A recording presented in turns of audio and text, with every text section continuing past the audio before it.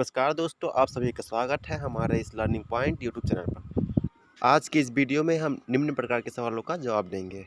सवाल नंबर 1, विधवा औरत सफेद साड़ी क्यों पहनती है? सवाल नंबर 2, क्या हीरा चकने से मौत हो जाती है? सवाल नंबर 3, मर्दों की छाती पर बाल क्यों होते हैं? सवाल नंबर 4, कुत्ते रात को इतना क्यों भौंकते हैं? सवाल नंबर 5, स्त्री प्रेस को स्त्री क्यों कहते हैं? सवाल नंबर 6, कंडोम कितने प्रकार के होते हैं? इन सभी सवालों के जवाब जानने के लिए वीडियो को लास्ट तक देखते रहिए। दोस्तों, अगर आपको इस वीडियो से कुछ जानकारी मिले तो वीडियो को लाइक जरूर कर देना, इससे हमारा उत्साह बढ़ता है ऐसे ही सवालों के जवाब देने में। चलिए इस वीडियो की शुरुआत करते हैं सवाल नंबर 1 से। हमारा पहला सवाल है, विधवा औरत सफेद साड़ी क्यों पहनती है? दरअसल हमारे समाज की एक पुरानी परंपरा के अनुसार पति की मृत्यु के बाद उसकी विधवा पत्नी को सफेद कपड़े पहनने होते हैं। यह हमारे समाज की एक अवैवाहिक परंपरा है। इस परंपरा के पीछे की सोच के अनुसार पति की मृत्यु के बाद पत्नी को दुनिया के रंगीन सपने सजाने का कोई हक नहीं है। पति की मृत्यु के बाद पत्नी को जीवन भर दुख और गम से भरा जीवन जीना होता है। इसलिए विधवाओं को सफेद वस्त्र पहनने पर मजबूर किया जाता है, क्योंकि सफेद वस्त्र सादगी का प्रतीक होता है। हमने तो ज्यादा धर्मशास्त्र नहीं पढ़े हैं, लेकिन हो सकता है किसी धर्मशास्त्र में ऐसा लिखा हो, परंतु इतना तो मैं जरूर जानता हूँ कि जहाँ ऐसा लिखा होगा वहाँ यह भी लिखा होगा कि पत्नी की मृत्यु के बाद पति को भी रंगीन जीवन जीने का कोई हक नहीं होता। इसलिए यह परंपरा पुरुषों पर भी लागू होनी चाहिए, क्योंकि धर्म और नैतिकता के नियम सभी के लिए एक समान होते हैं। अन्यथा इस परंपरा को खत्म होना चाहिए, क्योंकि जन्म और मृत्यु तो प्रकृति का नियम है। किसी एक व्यक्ति की मृत्यु के शोक में किसी के पूरे जीवन की खुशियों को बर्बाद करना कहीं से भी उचित नहीं है। दोस्तों, अगर हमारे इस जवाब से किसी की भावनाओं को ठेस लगी हो तो उसके लिए मैं क्षमा चाहता हूँ। हमारा दूसरा सवाल है, क्या हीरा चकने से मौत हो जाती है? दरअसल हीरा अपनी चमक से तो हर किसी का दिल मोह लेता है, लेकिन लोगों में इसके बारे में यह धारणा है कि हीरे को चकने से मौत हो जाती है। तो आइए इस सवाल के जवाब में जानते हैं कि आखिर इसके पीछे का सच क्या है। दरअसल हीरा आमतौर पर कोयले की खदानों से ही निकलता है। हीरा कोयले का ही दूसरा रूप है।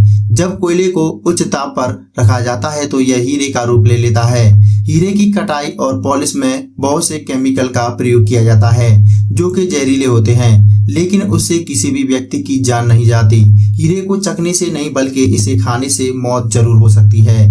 हीरा अब तक मिले सभी तत्वों में सबसे हार्ड तत्व है। इसका उपयोग कांच काटने और मार्बलों के पत्थर काटने में किया जाता है। हीरा खाने पर यह शरीर के अंदर जाकर श्वास नाली आंतों को चीर सकता है, जो कि मौत का कारण बन सकते हैं। यह अफवाह है कि हीरे को चखने से मौत हो जाती है। हमारा तीसरा सवाल है, मर्दों की छाती पर बाल क्यों होते हैं? दरअसल इसका कारण है प्यूबर्टी। ये सभी पुरुषों में 14 वर्ष की उम्र से 22 वर्ष तक आती है। इस समय मर्दों के शरीर में काफी बदलाव आते हैं, जैसे कि बालों की ग्रोथ का बढ़ना। इसमें चेहरे से लेकर शरीर के बाकी हिस्से भी शामिल होते हैं, और यह अधिकतर आपके डीएनए पर निर्भर करता है कि आपके परिवार में यानी आपके पिता दादा के शरीर पर कितने बाल थे। जब कोई भी पुरुष प्यूबर्टी की ओर बढ़ता है तो उसके बालों की ग्रोथ उसके टेस्टोस्टेरोन पर निर्भर करती है।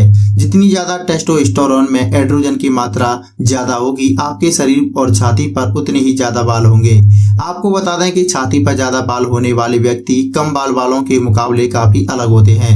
अगर आपको लगता है कि आपकी छाती पर ज्यादा बाल हैं, तो आप इन्हें अपने भाग्यशाली होने का संकेत समझ सकते हैं। हमारा चौथा सवाल है, कुत्ते रात को इतना क्यों भौंकते हैं? दोस्तों, आपने कुत्तों को रात में भौंकते हुए जरूर देखा होगा, और कुछ लोगों को ये भी कहते हुए सुना होगा कि रात में कुत्तों का रोना अशुभ है।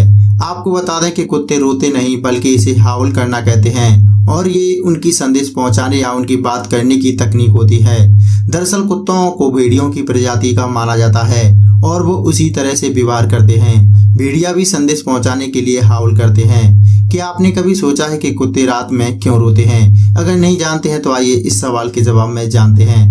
नंबर 1, जब कोई कुत्ता अपने झुंड तक अपनी लोकेशन पहुंचाना चाहता है या अपने साथियों को ढूंढ रहा होता है तो हाउल करके संदेश देता है कि वो कहाँ है, और उसके साथी पलटकर हाउल करके उसे अपना जवाब भी देते हैं।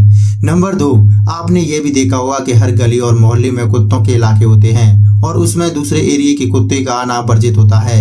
ऐसे में जब कोई दूसरा कुत्ता एंट्री लेने की कोशिश करता है तो उस एरिया के कुत्ते भौंककर उसे वार्निंग देते हैं और अपने दूसरे साथियों को इलाके की सुरक्षा के लिए आवाज देते हैं।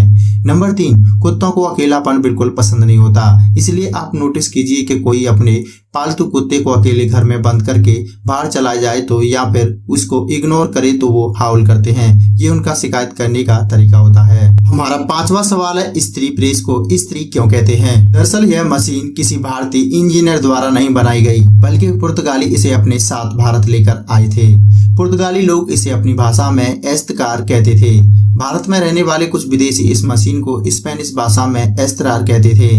भारत में हमेशा उच्चारण के लिए सरल शब्दों का प्रयोग किया जाता है, इसलिए एस्तकार और एस्तरार के कंफ्यूजन में न पड़ते हुए इस मशीन को स्त्री कहकर पुकारे जाने लगा।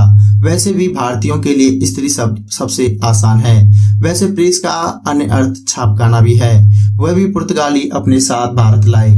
कपड़े हो या कागज, प्रेस करने का उद्देश्य होता है सलवटें खत्म कर देना। एस्तकार शब्द पुर्तगाली था, इसलिए हमने उनकी मशीन का नाम स्त्री प्रेस रख दिया।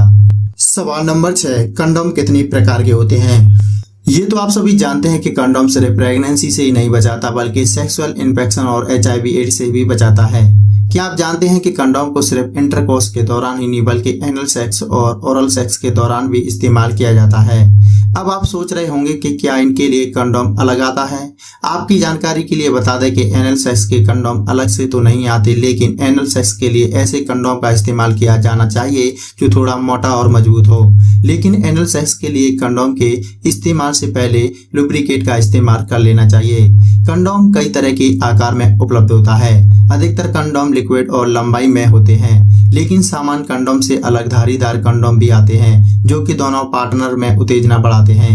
ये आप पर निर्भर करता है कि आप किस तरह के कंडोम का इस्तेमाल करते हैं। अलग अलग तरह से प्लेजर बढ़ाने के लिए अलग अलग कंडोम आते हैं। आप कोई भी कंडोम लें, लेकिन कंडोम का चयन करने से पहले ध्यान रखें कि ये आपको और आपके पार्टनर को पूरी तरह संतुष्ट करे। दोस्तों, उम्मीद करूंगा आज की यह वीडियो आपको जरूर पसंद आई होगी। अगर आपको यह वीडियो पसंद है तो वीडियो को लाइक करें, अपने दोस्तों के साथ इस वीडियो को शेयर करें। अगर आप ऐसे ही और अमेजिंग सवालों के जवाब जानना चाहते हैं तो आप हमारे चैनल को सब्सक्राइब कर सकते हैं और बेल आइकन को दबाना बिल्कुल ना भूलें, जिससे हमारी हर वीडियो सबसे पहले आप तक पहुंच सके। अगर आपके मन में कोई सवाल है तो आप हमें कमेंट बॉक्स में पूछ सकते हैं, हम उसका जवाब देने का पूरा प्रयास करेंगे। वीडियो देखने के लिए आपका बहुत बहुत धन्यवाद।